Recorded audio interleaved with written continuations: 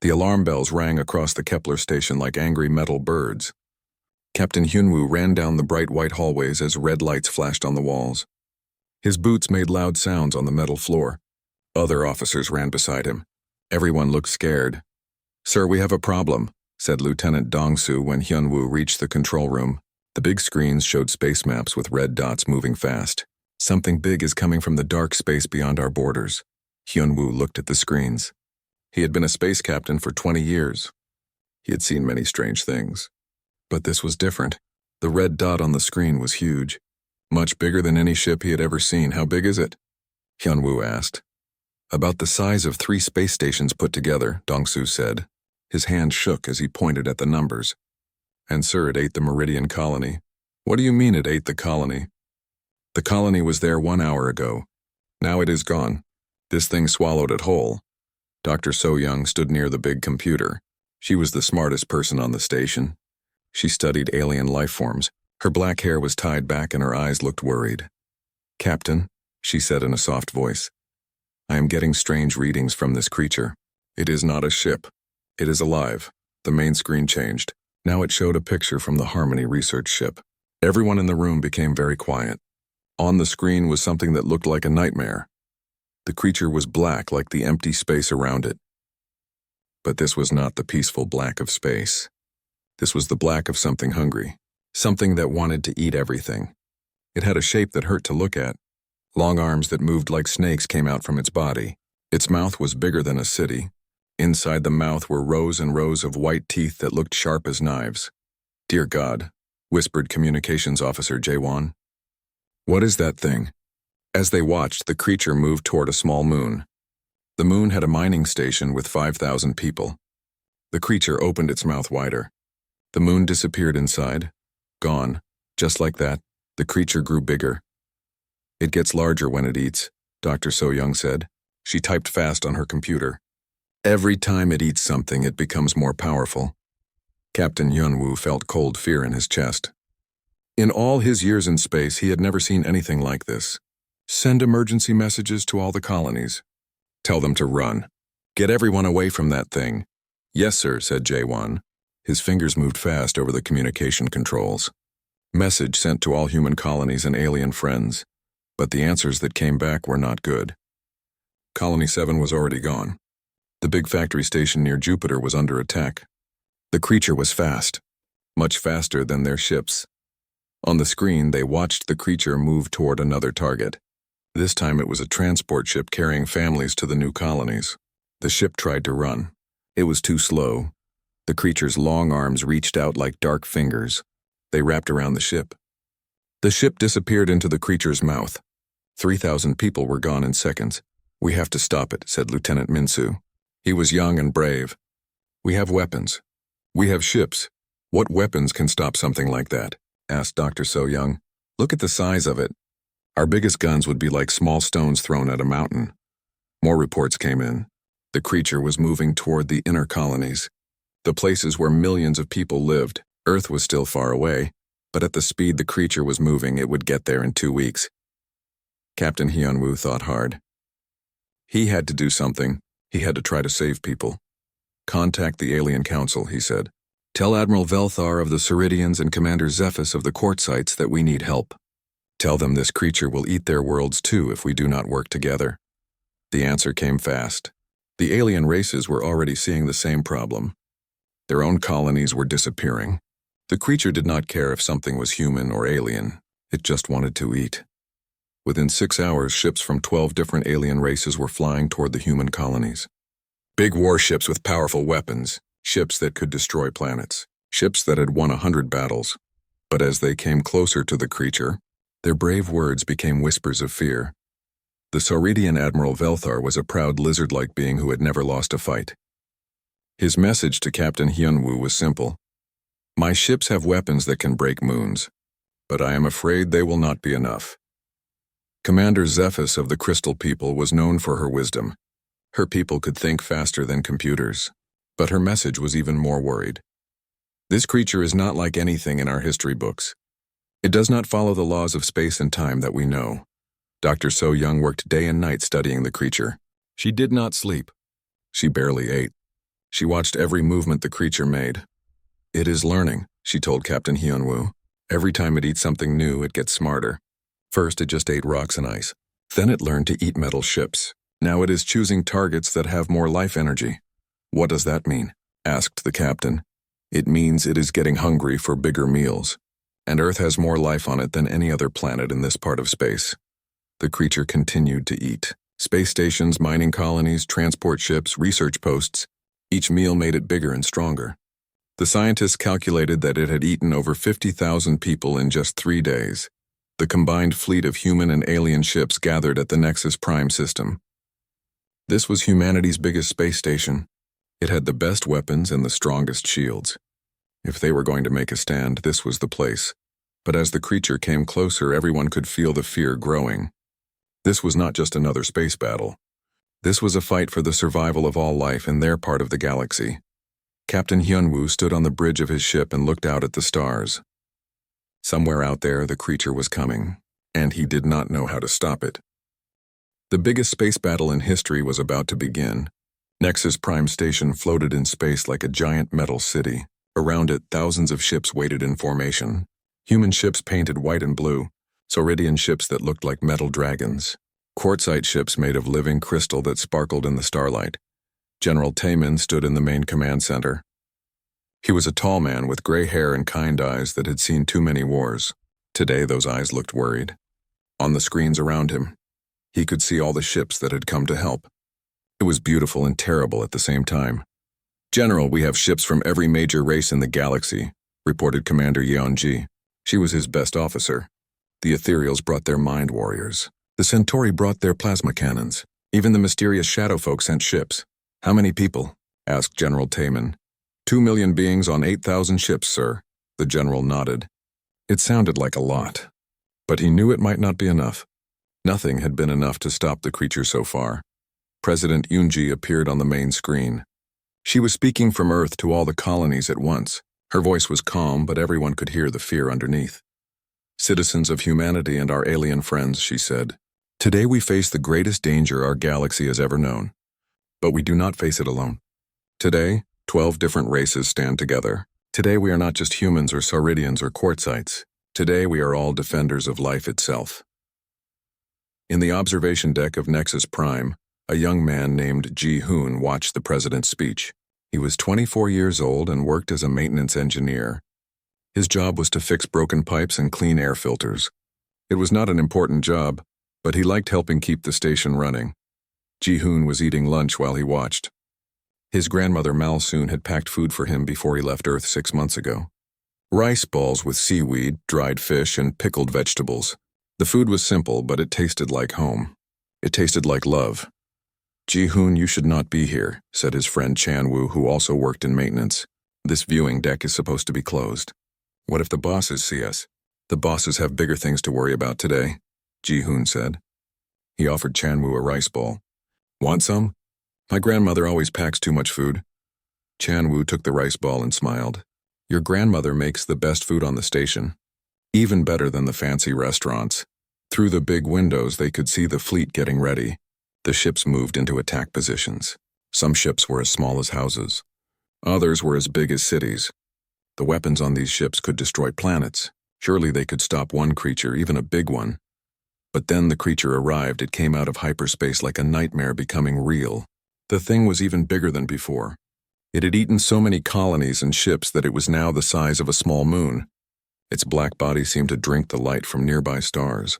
Its mouth opened and closed like it was tasting the air. The long snake-like arms that came from its body moved in the empty space around it. Each arm was longer than the biggest ship in the fleet. At the end of each arm were smaller mouths full of sharp teeth. "All ships, this is General Taemin," came the voice over the speakers. "Begin attack pattern Alpha. Fire everything you have." The space around Nexus Prime lit up like a festival of deadly lights. Plasma beams hot enough to melt steel shot through the darkness. Quantum torpedoes that could break through any armor flew toward the creature. Energy weapons that used the power of stars themselves fired again and again. The combined attack was so bright that Ji-hoon had to cover his eyes. When he looked again, he expected to see pieces of the creature floating in space, but the creature was still there. Still whole, still moving toward them. It absorbed everything, whispered Dr. So Young over the communication system. Every shot we fired just made it stronger. The creature's mouth opened wider. One of the smaller human ships disappeared inside. Then another. The creature's arms reached out and grabbed 3 more ships at once. Admiral Velthar of the Sauridians tried next. His people were warriors who had conquered half the galaxy. Their weapons could turn whole planets into dust. Fire the solar cannons, he ordered. Beams of pure starfire hit the creature. For a moment, everyone hoped. But the creature just opened more mouths on its body. It drank the starfire like water. Commander Zephys and her crystal ships tried something different. They used sound weapons that could shatter mountains. They used gravity weapons that could crush space itself. Nothing worked. The creature kept eating ships. Deploy the Mind Warriors, ordered Mindmaster Lyrax of the Ethereals. His people could fight with their thoughts alone. They could make enemies forget how to breathe or convince them to surrender without firing a shot. The ethereal ships glowed with mental energy. Lyrax and his warriors reached out with their minds to touch the creature's thoughts. "What do you see?" asked General Taman. "Hunger," Lyrax said, and his voice sounded afraid. "Only hunger. This creature has been hungry for so long that hunger is all it knows. It has forgotten everything else. Its mind is like a black hole that eats thoughts instead of light." More ships disappeared. The creature was learning how to fight them. It had started by just eating whatever was closest. Now it was choosing targets. It went after the biggest ships first, the ones with the most people inside. Jihoon watched from the observation deck as brave pilots flew their ships toward certain death. They were trying to buy time for others to escape. Some of them were probably his age. Some of them probably had grandmothers who packed them lunch too. "We have to do something," Chanwu said. "We cannot just watch everyone die, but what could they do?" They were just maintenance workers. They fixed pipes and cleaned filters. They were not heroes. The creature moved closer to Nexus Prime. It had eaten half the fleet already. General Taman was preparing the nuclear option. Ships loaded with bombs that could destroy cities. It would be a suicide mission, but maybe it would hurt the creature enough to save Earth. "All civilian ships begin evacuation," General Taman announced. "Military ships prepare for final assault." Jihoon finished eating his rice ball and watched the evacuation ships fly away toward safety. He thought about his grandmother on Earth. Was she watching the news? Was she worried about him? He looked at the creature again. It was so big and so hungry. But as he watched it, Jihoon noticed something strange. Before the creature ate each ship, it paused for just a moment, like it was thinking about something. Or maybe like it was sad. "Chanwu," Jihoon said slowly, "does that thing look lonely to you?" Jihoon could not stop thinking about the creature. While the generals and admirals held emergency meetings about their next attack, he went back to his maintenance duties. But his mind was not on fixing pipes or cleaning air filters. Every time he had a break, he went to different observation decks around Nexus Prime. He watched the creature through the big windows. It was still out there, floating in space like a dark mountain. Sometimes it moved closer to the station, sometimes it moved away. But it never left completely. "Jihoon, what are you doing?" asked his supervisor, Mr. Wu Jin. "You have been staring out windows all day instead of working." "Sorry, sir," Jihoon said. "I was just wondering about that thing out there." "Leave the wondering to the smart people," Mr. Wu Jin said. "We have broken ventilation systems on Deck 7. Go fix them." But as Jihoon worked on the air systems, he kept thinking. The creature had eaten half the biggest fleet in the galaxy. It could have eaten Nexus Prime too. The station would be a good meal. 2 million people lived and worked on Nexus Prime. Why had the creature not attacked them yet? That evening, Jihoon went to the lower levels of the station. These were the areas where maintenance workers like him had access. Most people never came down here. It was full of pipes and machinery and computer systems that kept the station running. Jihoon knew these levels better than anyone. He had been working here for 6 months and had fixed equipment in every corner. He knew about the secret sensor array that the military used to watch deep space. Normal people were not supposed to use it, but Jihoon was good with computers. He turned on the sensors and pointed them at the creature. The screens filled with information. Numbers and graphs and pictures that showed things the human eye could not see. Jihoon was not a scientist, but he had learned to read these displays during his work. What he saw made him very excited. The creature was not just floating randomly in space. It was moving in patterns. slow circles around the station, and every time it got close to a piece of space debris or a broken ship, it would stop and look at the object for exactly 3 minutes before eating it. 3 minutes every time, like it was thinking about each meal before taking it. Ji-hoon printed out the sensor data and ran to find Dr. So-young. He found her in the science lab, surrounded by books and computer screens. She looked very tired. She had not slept in days. "Dr. So-young," Ji-hoon said, "I think I found something important." Dr. So-young looked up from her work. Her eyes were red from staring at screens too long. "Ji-hoon, right? You work in maintenance. What are you doing here?" "I was watching the creature with the deep space sensors," Ji-hoon said. He put the printed papers on her desk. "Look at these movement patterns." Dr. So-young looked at the papers. Her tired eyes became more alert. "Where did you get this data?" "I have access to the sensor systems for my maintenance work," Ji-hoon said. "Look at the timing. 3 minutes before each meal." Every time, Dr. So-young studied the papers more carefully. Then she turned to her own computer and started typing fast. "You are right," she said. "The creature does pause before eating, but I thought it was just scanning for threats." "What if it is not scanning for threats?" Ji-hoon asked. "What if it is doing something else?" Dr. So-young pulled up her own data about the creature. She had been studying its biosignatures, the chemical and electrical patterns that all living things give off. "Look at this," she said, pointing to wave patterns on her screen. During those 3-minute pauses, the creature sends out these chemical signals. Ji-hoon looked at the wave patterns. They looked familiar somehow. "Dr. So-young, what do these signals mean?" "I have been trying to figure that out for days," she said. "They are too complex to be simple communication, but they are too organized to be random." Ji-hoon stared at the patterns on the screen. Something about them reminded him of home, of Earth, of his grandmother's house where he grew up. "Can you play the sound version of these signals?" he asked. Dr. So-young looked confused, but she pressed some buttons. The computer turned the chemical signals into sound waves. A strange humming filled the room. It went up and down in a sad, lonely pattern. Ji-hoon's eyes went wide. "I know what that is," he said. "What?" "My grandmother had an old dog named Bori," Ji-hoon said. "When Bori was hungry, he would sit by his food bowl and make sounds like that. He was not just asking for food. He was asking for someone to share the meal with him. Dogs do not like to eat alone." Dr. So-young stared at Ji-hoon. "You think the creature is lonely?" "Look at the patterns again," Ji-hoon said. "It waits 3 minutes before each meal, like it is hoping someone will come and eat with it, but no one ever comes, so it eats alone." Dr. So-young turned back to her computer. She ran the data through new analysis programs. "If you are right," she said slowly, "then this creature is not just destroying things for fun. It is trying to communicate." Meanwhile, in the main command center, the military leaders were planning their final attack. General Timon had decided to use nuclear weapons, big bombs that could destroy cities. It would be a suicide mission, but it might save Earth. "We load 10 ships with nuclear bombs," the general explained to his officers. "We fly them straight into the creature's mouth.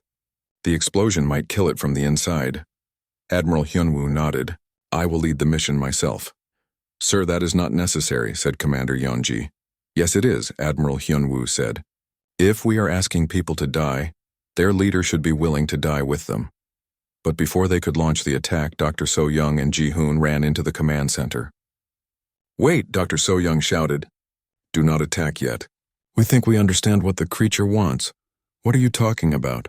asked General Taemin. Dr. So-young explained about the chemical signals and the 3-minute pauses. She told them about Ji-hoon's theory that the creature was trying to communicate. The generals and admirals listened, but they did not look convinced. "Even if it is trying to talk," said Admiral Velthar, "it has already killed hundreds of thousands of people. It must be stopped." "But what if we can talk to it instead of fighting it?" Ji-hoon said. "What if it does not want to hurt anyone? What if it is just hungry and lonely and does not know how to ask for help?" General Taemin looked at the young maintenance worker. "Son, I appreciate your ideas, but this is war. We cannot take that kind of risk. Give us 1 hour," Dr. So-young said. "Let us try to communicate with it. If we fail, you can still use the nuclear option." The general thought for a long moment. Outside the windows, the creature continued its slow circle around the station, waiting for something that never came. 1 hour, General Taemin said finally. But if that thing makes any aggressive moves toward the station, we attack immediately. Ji-hoon felt scared and excited at the same time. He was just a maintenance worker. But maybe, just maybe, he could help save everyone. Ji-hoon sat in his small room on Nexus Prime and opened his lunchbox. Inside were the last rice balls his grandmother Mal-soon had made for him. She had packed them 6 months ago when he left Earth for his maintenance job. He had been saving these special ones for when he really needed comfort food. The rice balls were wrapped in seaweed and filled with pickled plum. There were also small containers of dried fish, fermented vegetables, and even a thermos of barley tea that somehow still smelled like home. His grandmother always said that food made with love could solve any problem. Maybe she was right. Ji-hoon said to himself. Dr. So-young had been trying to send mathematical signals to the creature for 30 minutes. She used the station's communication array to send simple math problems. 2 + 2 = 4. 3 × 3 = 9. Basic things that any intelligent being should understand. The creature did not respond. It is not working, Dr. So-young said over the communication system. The creature does not seem to understand numbers or math. In the command center, General Taemin looked at his watch. You have 30 minutes left. Then we attack. Ji-hoon picked up his lunchbox and walked toward the hangar bay. He had made a decision. If the creature was lonely and hungry, maybe what it needed was not math lessons. Maybe it needed a friend. The hangar bay was full of emergency ships, small pods that people used to escape if something went wrong with the station. Ji-hoon knew how to fly these pods because maintenance workers sometimes use them to repair the outside of the station. Hey, where are you going? Asked Security Chief Min-ho. He was a big man with a serious face. Civilians are not allowed in the hangar bay right now. I need to borrow a maintenance pod, Ji-hoon said. I have an idea about how to talk to the creature. Absolutely not, Min-ho said. That thing will eat you in one bite. Maybe, Ji-hoon said. But maybe it will listen. Min-ho grabbed Ji-hoon's arm. I cannot let you kill yourself, son. Your grandmother would never forgive me. Ji-hoon was surprised. You know my grandmother? Mal-soon Kim from Busan District, right? Min-ho smiled. She used to run the noodle shop near the Space Academy. She fed half the cadets in my class. Best soup in the solar system. Then you know she taught me to be kind to everyone, Ji-hoon said. Even strangers. Even scary strangers. Min-ho's face became soft. He remembered the old woman who always had a kind word and a hot meal for young space cadets who were far from home. She did teach you well, he said quietly. But before Min-ho could stop him, Ji-hoon ran to one of the maintenance pods. He jumped inside and started the engine. The pod was small, just big enough for one person and some tools. It was not fast or strong. It was just a simple work vehicle. Stop him, shouted Min-ho into his radio. The maintenance worker is stealing a pod. But Ji-hoon was already flying out of the hangar bay. The pod's engine made a soft humming sound as it moved through space toward the creature. In the command center, everyone watched in horror as the tiny pod appeared on their screens. It looked like a small insect flying toward a giant monster. Bring him back, ordered General Taemin. We cannot, said Commander Yeonji. He is not responding to our radio calls, and the tractor beam cannot reach that far. Dr. So-young felt sick to her stomach. This is my fault. I should have watched him more carefully. No, said Admiral Hyun-woo. This is his choice. A brave choice, but probably a foolish one. The creature noticed the small pod approaching. Its huge body turned toward Ji-hoon like a mountain moving in space. The snake-like arms that came from its body began to move faster. Everyone expected the creature to grab the pod and eat it immediately, but the creature stopped moving. It just watched as the tiny pod came closer. Ji-hoon's hands were shaking as he flew toward the creature. Up close, it was even more frightening than on the screens. Its mouth was big enough to swallow his entire hometown. Its teeth were each bigger than his pod, but Ji-hoon remembered his grandmother's words. When you meet someone new, always smile and share your food. Even the scariest strangers are usually just lonely people who need a friend. Ji-hoon activated his pod's external speakers. Hello, he said in a voice that he tried to keep steady. My name is Ji-hoon. I brought you something. The creature did not move. But Dr. So-young, who was monitoring all the sensors from the station, saw something amazing. The creature's bioreadings just changed, she announced. It is producing different chemical signals. What kind of signals? Asked General Taemin. I am not sure, but they seem less aggressive. More curious. Ji-hoon opened his lunchbox and took out one of his grandmother's rice balls. He activated the pod's external manipulator arm, a mechanical hand used for maintenance work. Carefully, gently, he placed the rice ball outside his pod in the empty space. "This is food," he said to the creature. "My grandmother made it. She puts love in all her cooking. You look hungry and lonely. Would you like to share a meal with me?" The creature's massive head tilted to one side like a dog listening to a new sound. One of its smaller arms reached toward the rice ball. The arm was still bigger than Ji-hoon's entire pod, but it moved very slowly and carefully. The creature's arm touched the rice ball. For a moment, nothing happened. Then the arm wrapped gently around the small piece of food and brought it toward the creature's mouth. Instead of swallowing the rice ball quickly like it had done with ships and stations, the creature held it near its mouth for a long time, like it was smelling it, like it was trying to understand what it was. Finally, the creature ate the rice ball. The change was immediate and amazing. The creature's whole body began to glow with soft light, not the angry red light of a weapon, but the warm golden light of a sunrise. The chemical signals it was sending out changed completely. "What is it saying now?" Ji-hoon asked over his radio. Dr. So-young was crying as she looked at her instruments. "I think," she said with wonder in her voice, "I think it is saying thank you." Ji-hoon reached into his lunchbox and took out another rice ball. "You are welcome, friend. Would you like another one?" For the first time in millions of years, the creature that had eaten planets and destroyed fleets was not alone for dinner. Ji-hoon floated in his small pod next to the giant creature. He was no longer scared. The creature had eaten 3 of his grandmother's rice balls, and each time it had glowed brighter with that warm golden light.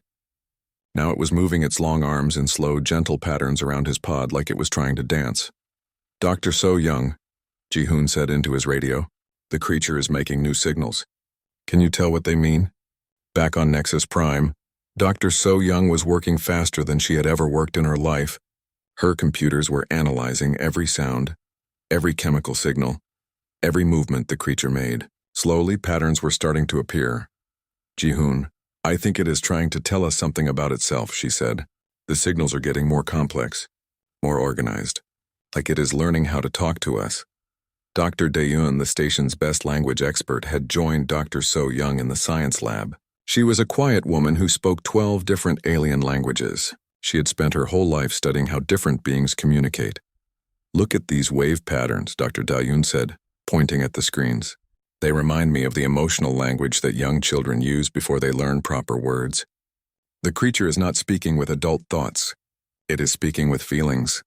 The creature moved closer to Ji-hoon's pod. One of its smaller arms touched the pod very gently, like a person might pet a cat. Through the touch, Ji-hoon could feel vibrations. The vibrations felt sad and lonely. "I think it wants to tell me its story," Ji-hoon said, "but it does not know how to use words." Dr. Daeun had an idea. "Ji-hoon, try showing it pictures. Use your pod's display screen. Show it simple images that might help it explain what happened to it." Ji-hoon turned on his pod's external display screen. First, he showed a picture of stars in space. The creature looked at the picture and made soft humming sounds. Then Ji-hoon showed a picture of different planets. The creature's sounds became louder and more excited. When Ji-hoon showed a picture of Earth with its blue oceans and white clouds, the creature made sounds that were so sad they made Ji-hoon want to cry. "It recognizes planets with life," Dr. So-young said as she watched the creature's reactions. "But something about life makes it very sad." Ji-hoon tried showing pictures of different beings. Humans, Ceridians, Quartzites, all the species in the galaxy. The creature looked at each picture carefully. Then it began to make its own pictures.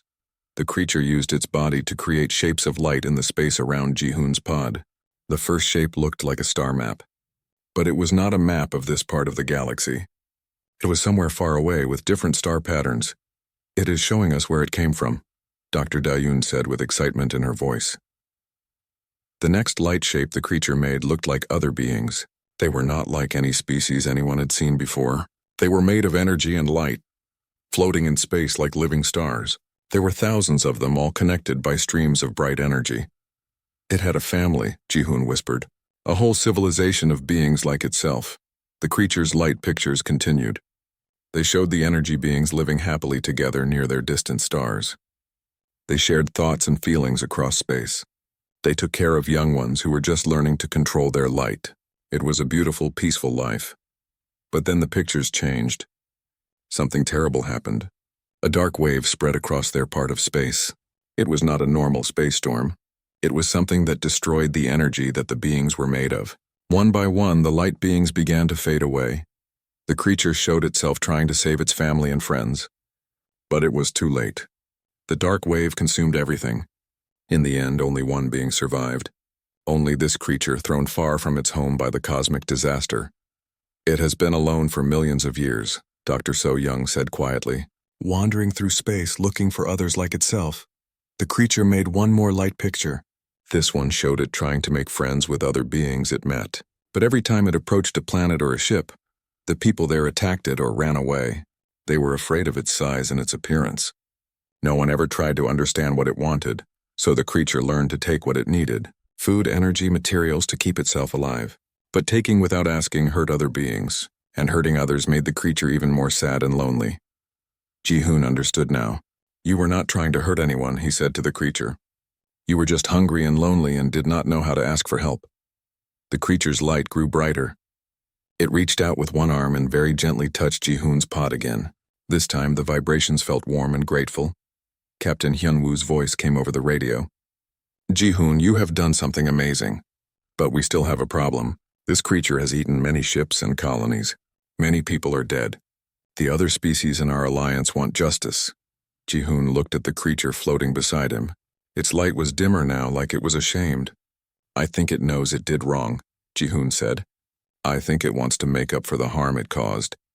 The creature began making new light pictures. These showed it putting things back together, rebuilding the ships it had eaten, bringing back the colonies it had destroyed. It was offering to fix what it had broken. Is that possible? Asked General Taemin. Dr. So Young studied her readings. The creature can manipulate matter and energy in ways we do not understand. If it absorbed these things instead of destroying them completely, then yes, it might be able to rebuild them. But what about the people who died? Asked Admiral Velthar. His voice was still angry. Can it bring back the dead?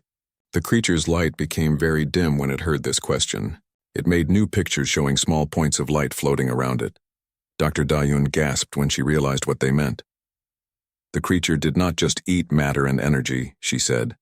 It absorbed the life energy of the people too. They are still inside it, but in a different form. Like they are sleeping. You mean the people who died might still be alive somehow? Ji-hoon asked. The creature nodded its massive head. Then it began to glow brighter than ever before. From its body came streams of light that formed into shapes. Human shapes. Alien shapes.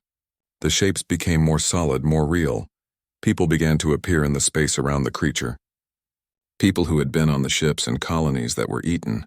They were floating in protective bubbles of energy, breathing and alive. This is impossible, whispered Dr. So Young. But Ji-hoon just smiled.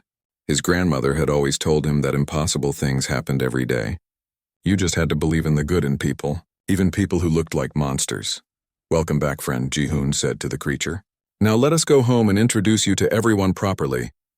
3 months had passed since the day Ji-hoon shared his grandmother's rice balls with the creature that almost destroyed the galaxy. Today, Nexus Prime was more busy and colorful than it had ever been.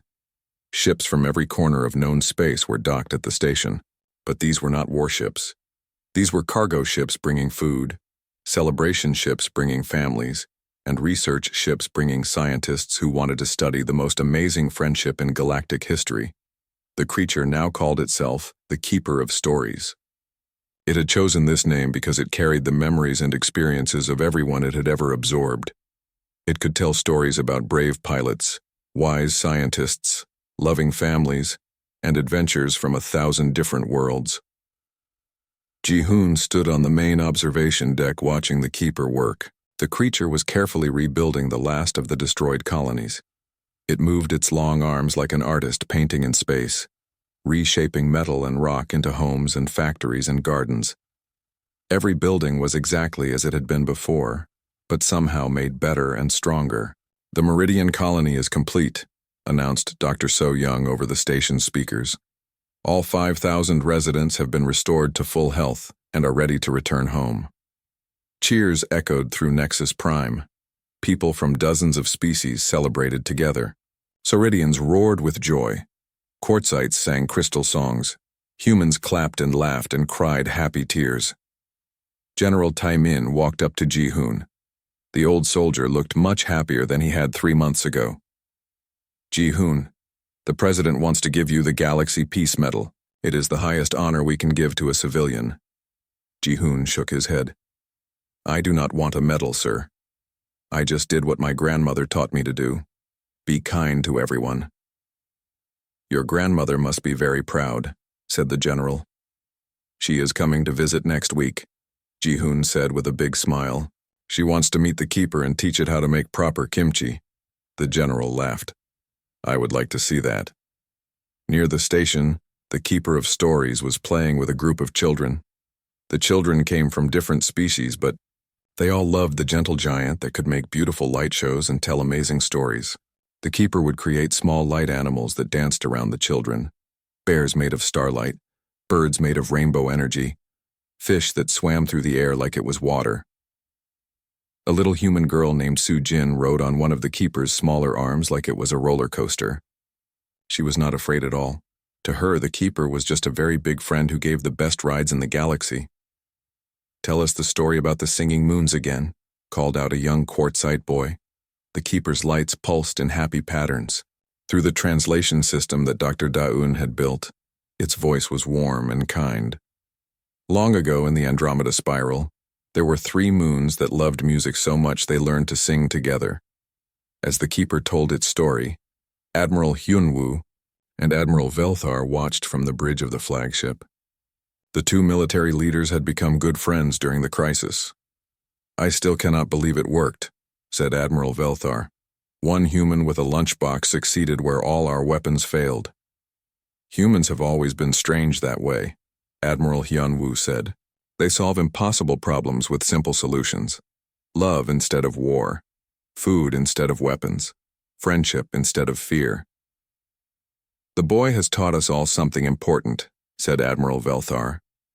Perhaps we spend too much time preparing to fight and not enough time preparing to understand.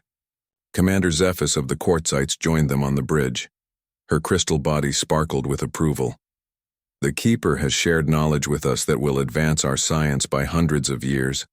It knows secrets about energy and matter that we never imagined. But more importantly, it has reminded us that wisdom means nothing without kindness. Down in the station's new cultural center, preparations were underway for the biggest celebration party in galactic history. Representatives from over 50 species had come to Nexus Prime for the Festival of New Friendship. The center was decorated with art and flags from every world in the Alliance. In the kitchen, Chef Min Jung was working with cooks from dozens of planets to prepare a feast that would feed beings with very different dietary needs. There were energy, crystals for the Quartzites, raw meats for the Sauridians, synthetic proteins for the Andromedans, and thousands of earth dishes for the humans. Ji-hoon, called Chef Min Jung. Your grandmother sent recipes for 30 different Korean dishes. She says the Keeper must try real Korean barbecue. Ji-hoon laughed as he helped prepare vegetables. She also sent enough kimchi to feed an army. She is convinced that fermented cabbage can solve any problem. President Yoonji arrived at the station that evening for the festival opening ceremony. She had prepared a speech about peace and understanding, but when she saw Ji-hoon working quietly in the kitchen, she changed her mind. Ladies, gentlemen, and honored beings of all species, she said to the crowd gathered in the main hall. 3 months ago, we faced the greatest threat our galaxy had ever known. We prepared for war, we built weapons, we planned battles. But, in the end, we were saved by something much more powerful than any weapon. We were saved by a young man who believed that everyone deserves kindness, even monsters. The crowd turned to look at Ji-hoon, who was still wearing his maintenance uniform and carrying a tray of his grandmother's rice balls. He looked embarrassed by all the attention. Ji-hoon taught us that the strongest force in the universe is not gravity or nuclear energy. President Yoonji continued. It is the willingness to share a meal with a stranger. The Keeper of Stories created a beautiful light display above the crowd. Streams of golden light formed words in every language. Thank you, Ji-hoon. Thank you for showing us that we are not alone. As the festival began, beings from across the galaxy sat together at long tables, sharing food and stories. The keeper moved slowly among them, listening to tales of home and family, of hopes and dreams, of all the small daily joys that make life worth living. Ji-hoon sat at a table with his friends from the maintenance crew. They were eating his grandmother's food and laughing about the strange turns their lives had taken. "So what will you do now?" asked Chanwoo. "You are famous across the galaxy. You could have any job you want." Ji-hoon looked out the window at the keeper, who was gently helping to repair a damaged cargo ship. "I think I will stay here and keep fixing things," he said. "There is always something that needs to be repaired. And besides, someone has to make sure our new friend does not get lonely again." Outside in space, the Keeper of Stories continued its work. It had found a new purpose in life. Instead of wandering alone through the dark spaces between stars, it now traveled with the merchant fleets, protecting them from pirates and space storms. It helped build new colonies and repair damaged stations. It shared the wisdom of a million civilizations with anyone who wanted to learn. But most importantly, it was never alone again. Wherever it went, it carried the friendship of a young maintenance worker who had seen past its frightening appearance to the lonely being inside. And sometimes, when the keeper felt sad or homesick for its lost family, it would remember the taste of rice balls made with love, and the sound of a human voice saying, "Would you like to share a meal with me?" In those moments, the keeper's light would grow warm and bright, and it would know that home is not a place. Home is wherever someone cares about you. The galaxy was a much friendlier place now, and it all started with snacks and a smile.